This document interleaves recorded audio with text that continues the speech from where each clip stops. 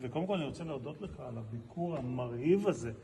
אנחנו נמצאים במקום, אנחנו דורכים, אבל אני חייב להגיד בחרדת קודש, על פסיפס בין 1,700 שנים.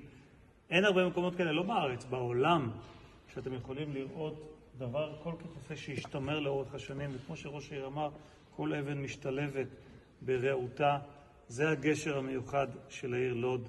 זה הגשר המיוחד שאתה, אדוני, מסמל אותו יותר מכל אחד אחר בנמרצות שלך, באכפתיות שלך. אני רואה את זה שנים, ואני מאוד נרגש להיות פה איתך אחרי הרבה זמן שדיברנו על הביקור הזה, וסוף סוף הדבר קורם עור וגידים ומתגשם. אני קורא באמת לא רק לתושבי לוד, אני קורא לתושבי ישראל, אני קורא לתיירים שמגיעים לישראל. בואו, אין הרבה הזדמנויות לראות מקומות כאלה בעולם כולו.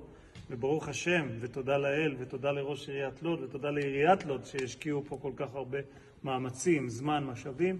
אנחנו היום יכולים להיחשף לכל היופי הזה. אז ט"ו בשבט שמח, יום הולדת שמח לכנסת, וברכות לעיר לוד. תודה רבה.